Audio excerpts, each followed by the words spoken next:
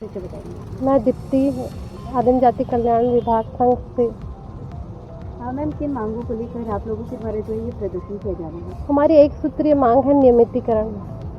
हम 2014 से आए हैं विभाग में। हमारे साथ के अन्य कर्मचारी रेगुलर हो चुके हैं, लेकिन हम लोग मात्र 107 लोग बचे हैं। कितनी महिलाएं होंगी आप लोगों के साथ इसमें शामिल हुई हैं? हमारे साथ लगभग 30 से 40 महिलाएं हैं, जिसमें से कुछ दिव्यांग भी हैं और जिसमें से लगभग 10 महिलाएं हैं जिनके बच्चे 0 से लेकर 2 साल तक के हैं। जिनमें से कुछ महिलाओं के बच्चों की तबीयत बहुत ज़्यादा ख़राब हो गई, तो हम लोग उन लोगों को वहीं पे रोक दिए हैं। वो लोग आगे से हमको ज्वाइन करेंगे। कितनी दिक्कत हो रही है, क्योंकि एक महिला जो छोटे बच्चे को लेकर इस तरीके से पदयात्रा करी अपनी मांगों को रख रही है, कितना आप लोगों को तकलीफ हो रहा है? जैसे कि मैडम आप लोग जानती हैं, बारिश है, कपड़े लत्ते, सर्दी, अलग अलग तरह की बीमारियां फैलती है। तो हमारे कुछ बच्चे बहुत ज़्यादा सर्दी खांसी हो गया, किसी को अलग अलग तरह की महिलाओं को इन्फेक्शन भी हो गया था, जिसकी वजह से कुछ महिलाएं भी रुक गई हैं। वो हमको आगे से फिर से ज्वाइन करेंगी। मैडम हम लोग पिछले लगभग 10 साल हो गए हम लोग सेवा कर रहे हैं। किसी भी सेवा का ये प्रतिफल होता है कि उसको नियमितीकरण दिया जाए। जबकि हम सीधी भर्ती से आए हैं, पुलिस वेरिफिकेशन हुआ है, मेडिकल हम लोग का वेरिफिकेशन हुआ है और सब पढ़े लिखे युवा हैं।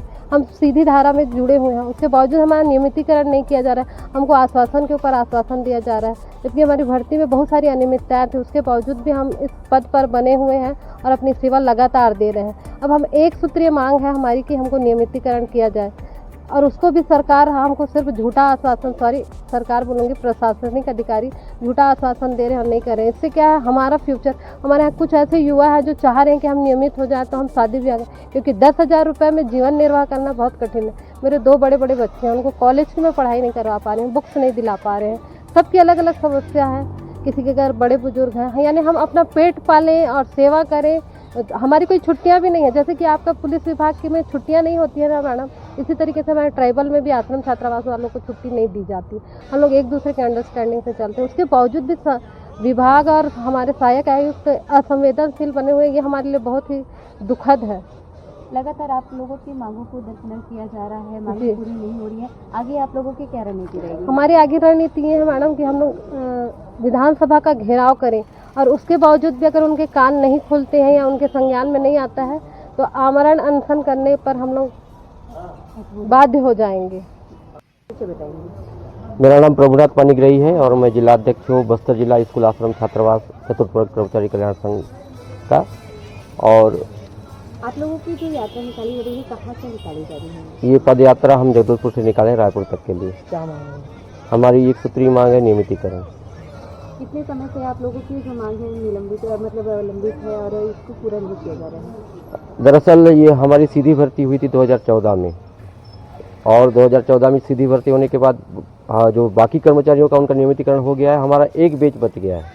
हम लंबे समय से इसके लिए लड़ाई लड़ रहे हैं, मांग कर रहे हैं, लेकिन प्रशासन का कोई ध्यान नहीं आ रहा। 1 मई से हमने पदयात्रा चालू की थी, 2 मई को हमको रोक दिया गया और कलेक्टर महोदय ने सक्षम हमारे साथ वार्ता करते हुए आश्वासन दिया था लिखित में कि हम कर देंगे 1 महीने के अंदर। 1 महीने के बाद हम उनसे मुलाकात किए तो कोई संतोषजनक जवाब नहीं मिला, तो 24 जून से हमने फिर से ये पदयात्रा चालू की है। आगे क्या रणनीति है आपकी? आगे 15 तारीख को, 15 जुलाई को हम विधानसभा का घेराव करेंगे, और फिर भी हमारी मांगों पर ध्यान नहीं दिया गया तो हम अनिश्चितकालीन आमरण अनशन पर। कितने लोग हैं आप लोग, और साथ में क्या महिलाएं और बच्चे भी हैं? जी, हमारे साथ पूरी 107 कर्मचारी हैं, साथ में पदयात्रा में निकले हुए हैं। उनके बच्चों के साथ माताएं भी हैं, जो छोटे बच्चे हैं 6 महीने से लेकर 2 साल तक के, और दिव्यांग भी हैं हमारे साथ में। और यहाँ पे कई महिलाएं जो छोटे छोटे बच्चों को लेकर निकल रही हैं, कितनी परेशानियाँ हो रही हैं, उन्हें कैसे आप लोग मैनेज कर रहे हैं?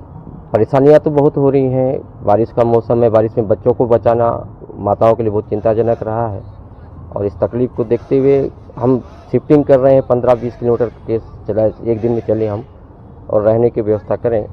लेकिन परेशानियां फिर भी आ रही हैं, क्योंकि बहुत तेज़ बारिश हो रही है आगे, और फिर भी प्रशासन ने अभी तक कोई संज्ञान नहीं लिया है। किस कलेक्टर ने जो है क्या आश्वासन दिया था? कलेक्टर कौन थे? हमारे बस्तर कलेक्टर एस हरीश हैं और सहायक आयुक्त गणित रामचौरी जी हैं। 1 महीने के अंदर हमारे नियमितीकरण की जो मांग थी उस पर निराकरण करने का उन्होंने आश्वासन दिया लिखित में।